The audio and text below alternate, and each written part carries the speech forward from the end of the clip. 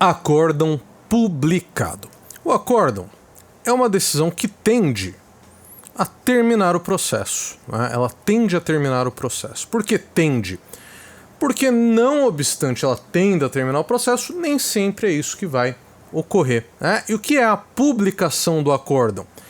É o envio dessa decisão para os advogados, para os interessados, para que eles vejam se, no caso, ainda cabe recurso, se eles querem apresentar esse recurso. Então vamos pegar isso aqui, vamos pôr num caso prático, porque aí fica mais fácil de visualizar o que é o acórdão publicado, por que é que ele é publicado e o que vem depois disso, né? Então imagina aqui um caso qualquer no qual... E veja, eu estou dando aqui um exemplo de um tipo de processo que a gente costuma ver aqui no escritório, por exemplo, mas você vai pegar isso aqui e aplicar para o seu caso. É sempre basicamente a mesma coisa, tá? É que a gente tem que escolher um exemplo, mas se o seu processo trata de outro assunto, você vai adaptar isso aqui que eu vou explicar para o seu caso, você vai conseguir fazer isso, vai ser simples, tá? Todo processo, ele tem várias fases, ele tem vários andamentos para chegar até o final e se decidir quem ganha e quem perde o processo, né? O processo começa com uma petição inicial. Aliás, você podia comentar pra gente aqui embaixo, contando pra gente do que trata o seu processo, né? Geralmente o pessoal comenta, responde e acaba virando uma comunidade que vai se ajudando a gente sempre que pode, responde dúvidas também, né? Então, muito bem.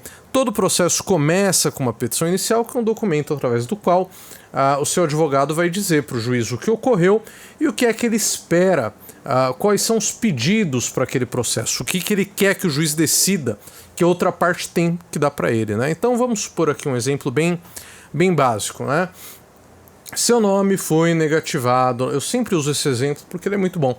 Seu nome foi negativado na Serasa pela empresa Vivo. Ocorre que você não é assinante da Vivo, você não tem nenhum contrato com a Vivo, seu nome não podia ter sido sujo, né? Então o seu advogado conta isso para o juiz nesse documento chamado petição inicial e fala, ó, eu quero que a Vivo limpe o nome do meu cliente e, não suficiente, indenize ele em R$10 mil, porque o nome do meu cliente vale ouro e foi sujo por esses canalhas, né, dessa empresa multibilionária.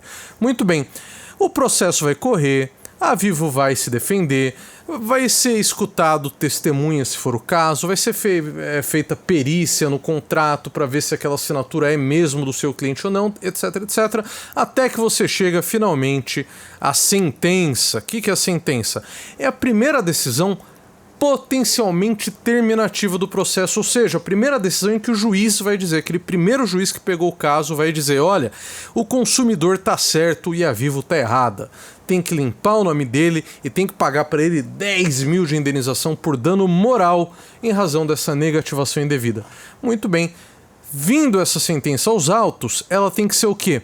Publicada, tem que sair num jornalzinho que a gente chama de DJE, que seria o diário oficial, e vai no número da OAB do seu advogado, para ele tomar ciência. Olha, seu cliente ganhou o processo ou seu cliente perdeu o processo, tá? Então, serve para isso a publicação, para o seu advogado tomar ciência de quem ganhou e quem perdeu, porque é óbvio, seu advogado deve ter lá, sei lá, aqui no escritório a gente tá sempre com mais de 300, de 500 processos andando ao mesmo tempo.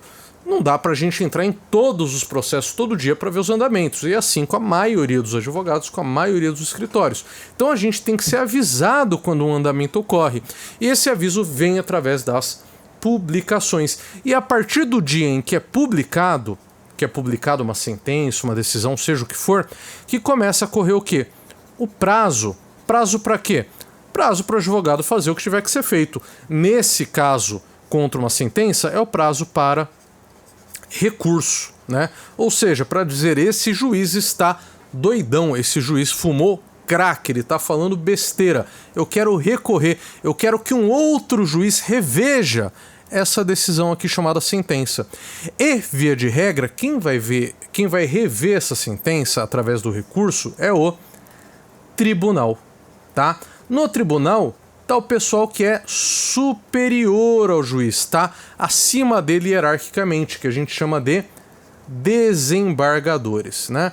Pode ser que você esteja num processo civil, você vai para o Tribunal de Justiça, ou então no processo criminal também você vai para o Tribunal de Justiça, ou então na Justiça Federal vai para o Tribunal Regional, e na Justiça Trabalhista, que é uma espécie de Justiça Federal, vai também para o Tribunal Regional, mas independentemente são sempre lá desembargadores. O que é o desembargador?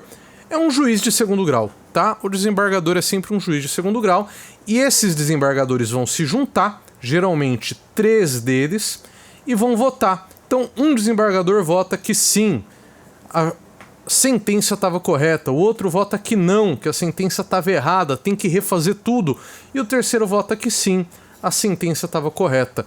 Então, vão manter aqui o resultado da sentença. E como chama esse documento, que vai conter os votos desses 3 desembargadores? Chama-se acórdão, tá?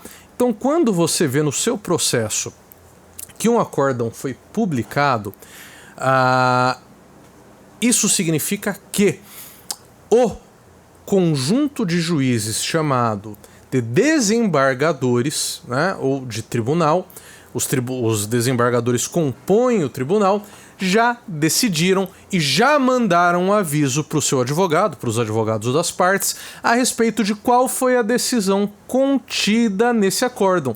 Logo, a partir do momento em que é publicado, começa a correr um novo prazo, porque aí vem a questão do o que vem depois, né? Pois bem, veja, se nós estamos falando aqui de um acórdão de segundo grau, estava no Tribunal de Justiça ou no Tribunal Regional, ainda tem prazo para recorrer, tá? Recorrer para onde? Para o STF, para o STJ ou para o TST, né? Se dentro desse novo prazo, que vem depois da publicação do primeiro acórdão, não houver recurso, a parte que perdeu, se conformou, não apresentou recurso, o processo volta para o primeiro grau, no qual vai começar a execução, ou seja, a parte que ganhou vai começar a cobrar aquela que perdeu para que pague aquilo que perdeu ou para que cumpra uma obrigação a qual foi condenada. Mas nesse prazo ainda é possível que haja um novo recurso para o STF, sempre que a gente estiver tratando de algum problema constitucional, ou seja, eu sou a parte que perdi, eu entendo que naquela lei que está ali em cima de todas as outras, que se chama Constituição, tem um artigo que diz que eu tinha que ter ganho. Aí é um recurso extraordinário para o STF. Se está numa lei abaixo da Constituição, o recurso vai para o STJ. E se a gente está na esfera trabalhista, o recurso vai para o TST, né? Então é o Supremo Tribunal Federal, o Superior Tribunal de Justiça ou o TST. E assim como nos tribunais regionais e nos tribunais de justiça, na segunda instância, você junta alguns desembargadores que cada um vota de um jeito até chegar num acórdão. Nesses 3 tribunais aqui, igualmente, você vai ter votos, né? Votos de quem?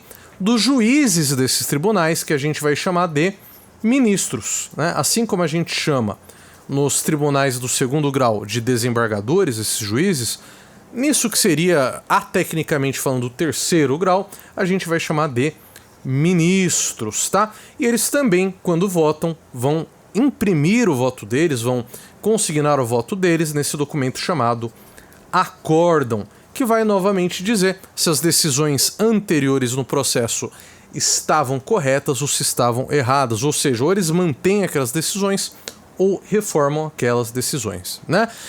Dos processos que estão no STJ e no TST, ainda caberia recurso para o STF, e quando você já está no STF, via de regra não cabe mais recurso, né? Cabe no máximo embargo de declaração, que é um recurso apenas para esclarecer algumas questões.